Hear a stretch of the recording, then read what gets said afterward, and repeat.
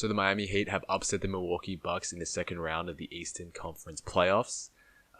What do you guys think that means for the future of the Milwaukee Bucks? Liam? For me, I think Giannis is gone. I think it massively depends on if they can bounce back and go again next season. We have the disappointment of this year coming in as the number one seed, favourites out of the East, and you get beaten by the Miami Heat. And I think he might start losing faith with this Bucks front office. If they're not going to provide him with the teammates to help him win a championship, which he so desperately wants, I think he might be going elsewhere. I'm going to have to agree with that. I think the Bucks, even though they have tried to build a team around Giannis, the lack of a consistent second star has really held them back. Even consistent shooters. Miami has triple teamed Giannis on most possessions, and he's kicked it out to open shooters, and the Milwaukee Bucks have not made their shots. During the first quarter of Game 4, Giannis scored almost all of his team's points, with his teammates shooting 1 for 12 from the field. That's atrocious, especially when you're getting such open looks because of Giannis's gravity.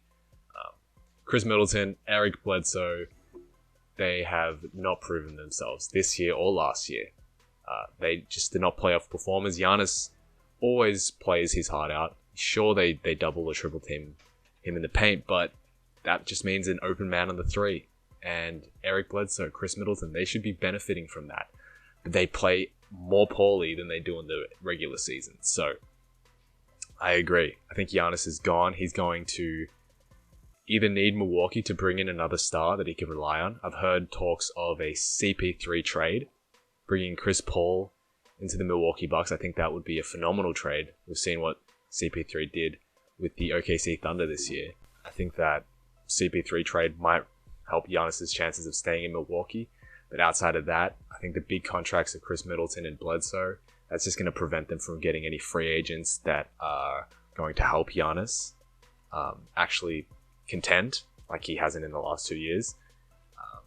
And I think he's going to go to a team like Miami, even though they just beat him. I don't know what the optics would be like for that. I think people would absolutely shame him. But, Miami has the cap space. They have 2 max slots in 2021 when Giannis is a free agent. And they have the culture. And they have no state income tax. I think he doesn't want to leave, but they're forcing his hand in a way because they're not giving him the tools he needs to win a championship. I think Giannis does need to go away and work on that jump shot of his. I think it's a major flaw in his game at the moment. I know Mike critiqued that in a Luka v Giannis video, and I think he needs to almost look at himself a little bit and take a bit of responsibility for why his team was embarrassed in this series. Middleton stepped up in game 4 after Giannis went down. But where was he? Game 1, 2, and 3. I think I know we focused a lot on the Bucks here, and I think the Heat should get some credit for how well they've played in this series. But yeah, I think you look at that Game 3. Bucks were up 9 going into the last quarter, and you get outscored 40-13 and lose the game. That was that goes on Giannis's record. It taints his record. And it sucks. It's a game of basketball, but when people look at clutch moments, they'll probably remember that. And I think Giannis will definitely want to rectify that. Agreed, and that might be with another team. I definitely think that for sure. He's one of those players that you can just tell he plays with heart, right? Sure, he lacks in shooting, but he plays his heart out. He's getting draped by the Miami Heat in the paint there, and he's still somehow scoring, 25 plus a game. So that goes to show how much effort he's putting in. And I think part of the blame, yes, is Giannis's lack of a jump shot, for sure.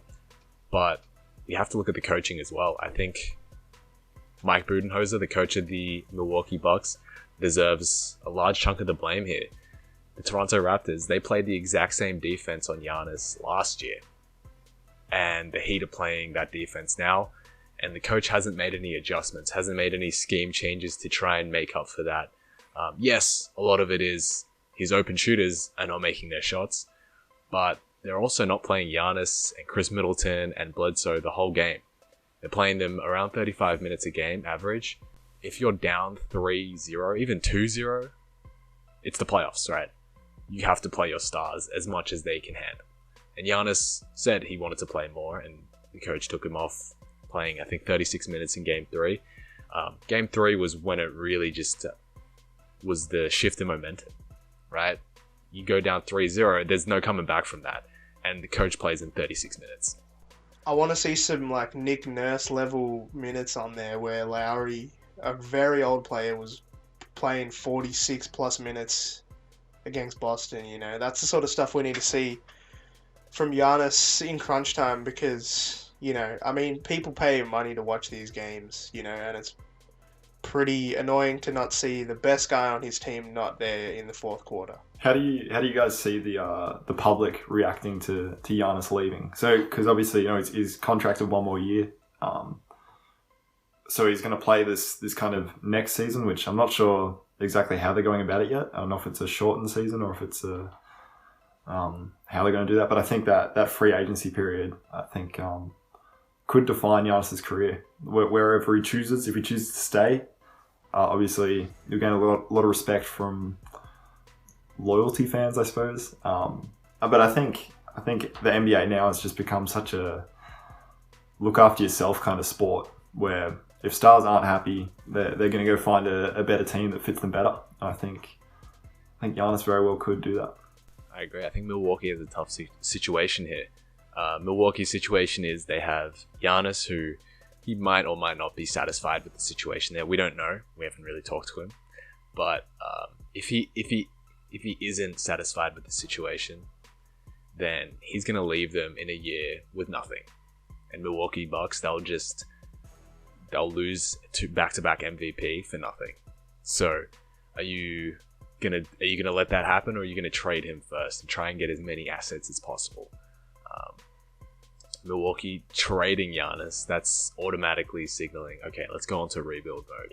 But are they ever gonna get a star again like Giannis, right? Or are they gonna go back into the basement again? I think for the Bucks, there's no chance they trade away the back-to-back MVP.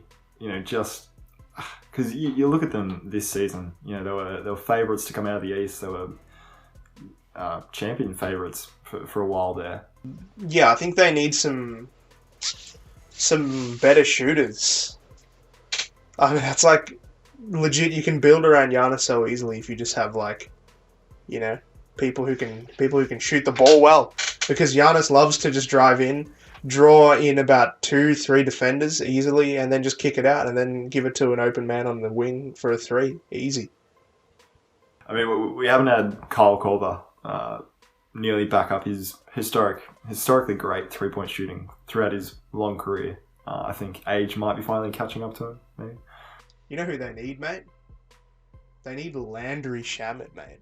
That's who they need. I do agree. They need some I don't know, like, I think three-point shooters are just so, they can be hit or miss, really.